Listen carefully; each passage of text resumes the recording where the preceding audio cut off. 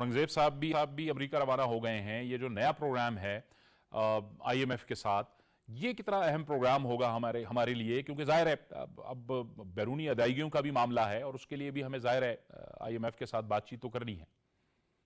जी, IMF का programme तो basically तो आपका जो बैरूनी अदायगियों का अदम तवाज़ुन है उसको फिल करने के लिए आता है। उसकी स्टैंप लगेगी तो आपको मजीद कर्ज मिलेंगे। मैं दोबारा हाईलाइट करता जाऊं कि IMF की स्टैंप से मल्टीलैटरल के कर्ज मिलते हैं, इन्वेस्टर उससे नेसेसरली नहीं आता।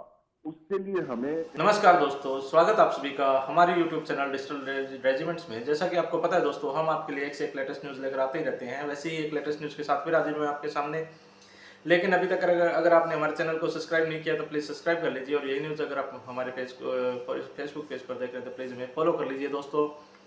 तो दोस्तों, पाकिस्तान के हालात का आपको पता ही है। पाकिस्तान वेंटिलेटर पर वैसे ही है और सांसें भी गिनी चुनी ले रहा है। वो भी सांसें IMF ही उसको दे पा रहा है, थोड़ी बहुत सांसें चाइना की तरफ से आ रही है। लेकिन IMF ने जो अभी उनको ऑक्सीजन दी थी वो ऑक्सीजन ख़त्म हो चुकी है या ख़त्म होने की कगार पे है। इसीलिए फिर से एक बार फिर प्रोग्राम बनाया जा रहा है IMF के साथ मीटिंग का। नेक्स्ट मीटिंग बहुत जल्द होने वाली है, तो देखते हैं और कितना कर्जा लेने के लिए जा रहे हैं। और बगैर कर्जे तो वैसे भी पाकिस्तान चलता नहीं है। पाकिस्तान के हर एक सांस, हर एक पैसे की मोहताज है IMF के। और IMF अब जैसे चाहे वैसे लगाम खींच रहा है और छोड़ रहा है पाकिस्तान की। अब पूरी तरह पाकिस्तान गिरवी हो चुका है IMF के हवाले। अब देखना ये है कि पाकिस्तान और क्या गिरवी रख सकता है IMF के पास में।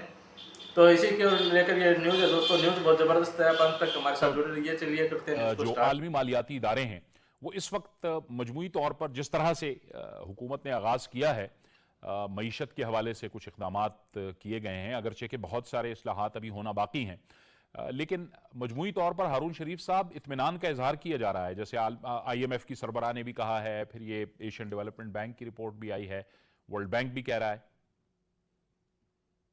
जी, बहुत शुक्रिया।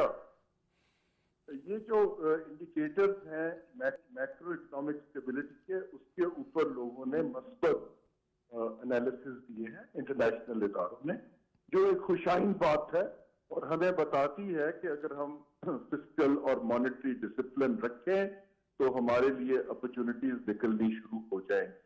तो इंशाअल्लाह ये ट्रांसलेट होगा एक मीडियम टर्म प्रोग्राम में। लेकिन मैं ये हाईलाइट करता जाऊं कि ये जो मैक्रो इकोनॉमिक स्टेबिलिटी है, ये बड़ा क्रिटिकल प्री रेक्विजिट है ग्रोथ को रिवाइव करने के लिए। लेकिन ये खुद ब खुद ग्रोथ को रिवाइव नहीं करेगा। जैसे आपने चैलेंजेस का जिक्र किया, तो हमें इस वक्त इंटरनल जो है, एक तो पॉलिटिकल टेंशन को नीचे ले जाना है, दूसरा फिजिकल सिक्योरिटी जो है उसकी सिचुएशन बेहतर होगी तो लोकल इन्वेस्टर भी बाहर आएगा, लोकल आएगा तो फॉरेन इन्वेस्टर का एतबार बढ़ेगा। इसके बाद हमें पॉलिसी रिस्पांस देना पड़ेगा, इंसेंटिव्स, ताकि जैसे सीपेक का इंफ्रास्ट्रक्चर बनाया है, अब उसको इन्वेस्टमेंट को अट्रैक्ट करने की जरूरत है। लोगों को रोजगार चाहिए, हमें एक्सपोर्ट बढ़ानी है। तो ये एक तवील सफर है और उसकी तरफ आगाज मैं होता देख रहा हूं। लेकिन हमें अभी बहुत सी मंजिलें अगले सालों में तय करनी है, क्योंकि ढांचा मईशत का बहुत ज्यादा डैमेज हो चुका है। ठीक, हारून शरीफ साहब और वजीर खजाना औरंगजेब साहब भी अमेरिका रवाना हो गए हैं। ये जो नया प्रोग्राम है IMF के साथ, ये कितना अहम प्रोग्राम होगा हमारे लिए, क्योंकि जाहिर है अब बैरूनी अदायगियों का भी मामला है और उसके लिए भी हमें जाहिर है IMF के साथ बातचीत तो करनी है।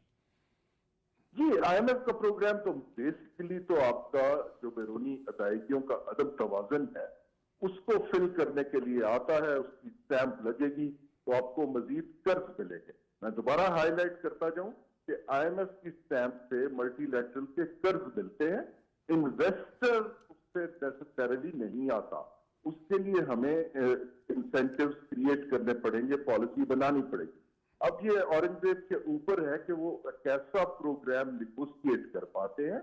आया वो उसको फ्रंट लोड करते हैं कि बहुत ज्यादा प्रेशर पड़ जाए एक कोलिशन गवर्नमेंट से पहले ही साल में, जिसके लिए मैं क्वेश्चन करूंगा कि नहीं करना चाहिए।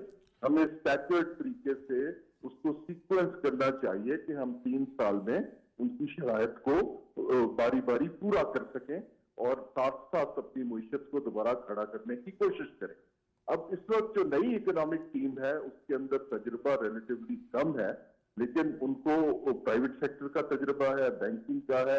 آئی ہوپ کہ وہ ایک اچھا پروگریسو پروگرام نیگوشیٹ کر پاتے ہیں جہاں پر کچھ ہوم گرون ہماری ریفارمز کو بھی آئی ایم ایف تسلیم کرے, نہ کہ ہم صرف آئی ایم ایف کی طرف سے کی گئی کنڈیشنز کو ریئیکٹ کر کے بارگین کریں.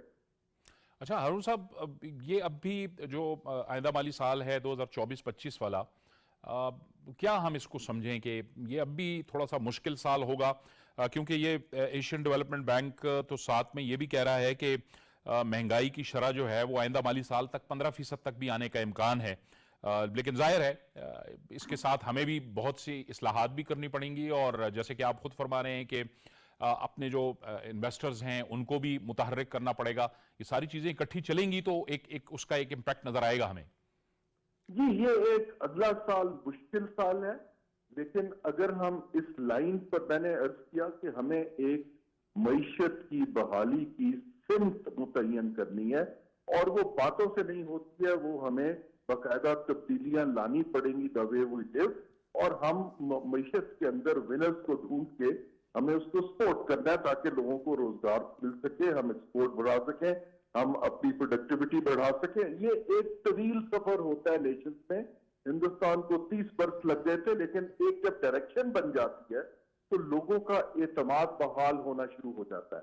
آئی ایم ایف کا پروگرام اس کی پہلی کڑی ہے, لیکن ہمیں بہت زیادہ جو ہے اس وقت انڈسٹریل ریوائول کے لیے, جو ہمارا سروسز سیکٹر کی ایکسپورٹ کے لیے, اوور آل ایکسپورٹ کے لیے, اور سب سے بڑی چیز جو شرح سود بہت زیادہ ہے, اگر انفلیشن نیچے آئے گی تو پھر اس پہ کچھ کوشن نکل پائے گا کہ ہم اس کو کوئی بزنس فرینڈلی کر پائیں.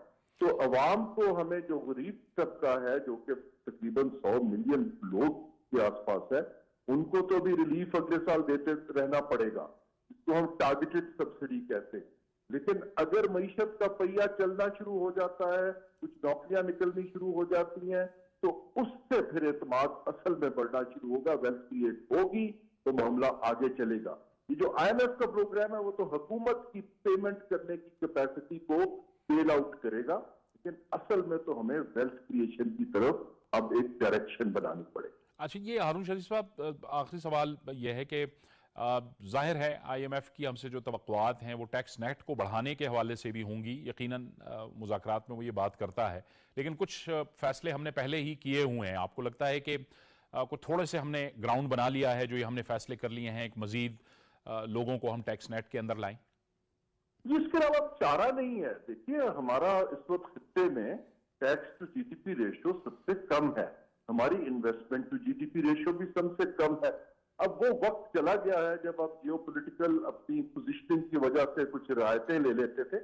ہمیں تو کوئی چارہ ہی نہیں ہے کہ ایک تو ٹیکس نیٹ کو وائڈن کرنا ہے, اس کے لیے ہمیں بولڈ پولیٹیکل لیڈرشپ چاہیے جو اپنی کنسٹیچوئنسی کو سمجھا سکے کہ اگر ملک چلانا ہے تو اب آپ کو سب کو ٹیکس ادا کرنا ہے, کیونکہ حکومت اب وہ نوٹ چھاپ کر یا مزید قرض لے کے آپ کو سپورٹ نہیں کر سکتی. جو پروٹیکٹڈ سیکٹرز ہیں معیشت کے, جن کو جو پروگریسولی آپ کی پروڈکٹیو اکانومی میں کنٹریبیوٹ نہیں کر رہے ہیں, ان کو ہم سبسیڈائز کرنا بند ہوگا, اور نہ صرف تاجروں پر بلکہ پروفیشنلز پر, بلکہ ایگریکلچر پر. جو بھی شخص کما رہا ہے اس کو ٹیکس دینا چاہیے, انکم ٹیکس. یہ جو ہم چھوٹ کی بات کرتے ہیں, کوئی نہیں کما رہا تو وہ تو ویسے ٹیکس نہیں دیتا. اب ہمارے پاس چارہ نہیں ہے, اور یہاں بولڈ فیصلے ویزیبلی دکھنے چاہیے. یہ ہمارے فیصلے ہیں, یہ آئی ایم ایف کا فیصلہ نہیں ہونا چاہیے. بالکل صحیح, بالکل صحیح, ٹھیک ہے, بہت اہم آپ نے باتیں کی.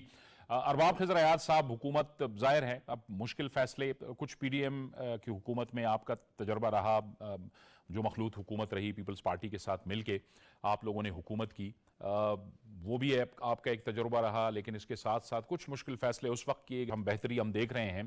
آپ کو لگتا ہے کہ اب دوبارہ سے عوام کو اچھی امید آپ دلائیں گے کہ بہتری کی جانب ہم جا سکتے ہیں؟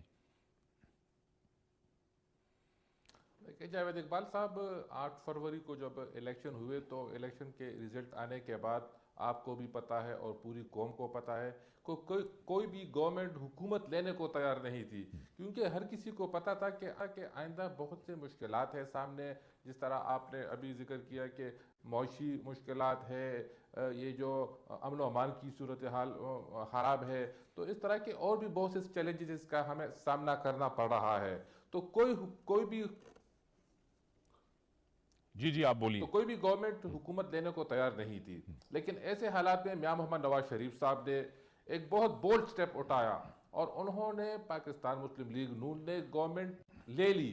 और पाकिस्तान पीपल्स पार्टी जो कि हमारी इत्तेहादी जमात है, लेकिन चूँकि वो इस वक्त गवर्नमेंट में शामिल नहीं है, लेकिन वो हमारी इत्तेहाद ज़रूर है। इसी तरह MQM और दीगर जो छोटी जुमातें हैं तो वो हमारे साथ गवर्नमेंट में शामिल है।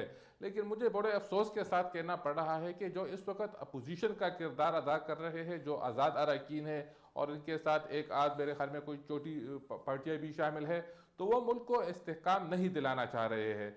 इस वक्त हालात तो ये थे कि जितनी सियासी जमातें हैं वो एक प्लेटफॉर्म पर मुत्तहिद होते कि सबसे पहले पाकिस्तान, और हमें पाकिस्तान का सोचना चाहिए। जिस तरह पाकिस्तान मुस्लिम लीग नून, मियां मोहम्मद नवाज शरीफ साहब, मियां शहबाज शरीफ साहब ने पाकिस्तान का सोचा, तो इस तरह इनको भी चाहिए कि वो पाकिस्तान का सोचते और आकर हमारे साथ बैठते एक टेबल पे कि हमें इस मुल्क को किस तरह बचाना है, हमें इसके किस तरह ये जो माशी सूरत हाल है इससे किस तरह मुल्क को निकालना है, जो दहशत गर्दी का हमें सामना करना पड़ा है इससे किस तरह हमें मुल्क को बचाना है। लेकिन बड़े अफसोस की बात है कि वो इस वक्त हमारे साथ बैठने को तैयार नहीं है और वो अब भी वही जो पुरानी उनकी सियासत चली आ रही है एहतजाज करने की, वो एहतजाज कर रहे हैं। उनकी जो गवर्नमेंट थी, जो 3.5 साल हुकूमत थी, उसमें भी आपने भी देखा था। और तो देखा दोस्तों आपने कि जो इतना भी फंड आया था IMF से, अभी सारा का सारा तकरीबन उनके पास में ख़त्म हो चुका है, क्योंकि ये टोटली IMF के आए हुए फंड के से ही अपनी सरकार चला पा रहे थे। और सरकार बने को हुआ ही कितना दिन है, और उससे पहले अभी जस्ट थोड़े दिन पहले IMF ने अपने फंड्स को रिलीव किया था पाकिस्तान को। अब एक नया प्रोग्रामिंग के लिए फिर से पाकिस्तानी IMF के साथ में मीटिंग करने जा रहे हैं। तो देखना ये है कि अब की बार क्या कौन सी दवा घोट के पिलाते हैं IMF को, ताकि IMF उनको फिर से एक नया लोन दे सके। तो देखते हैं दोस्तों, आपको क्या लगता है, फिर से नया लोन वापिस पाकिस्तान को मिल पाएगा या नहीं? हमें कमेंट करके ज़रूर बताइएगा। न्यूज़ आपको कैसी लगी ये भी हमें कमेंट करके ज़रूर बताना दोस्तों। जल्दी हाजिर होते हैं एक नई न्यूज़ के साथ, तब तक के लिए जय हिंद, जय भारत, वंदे मातरम।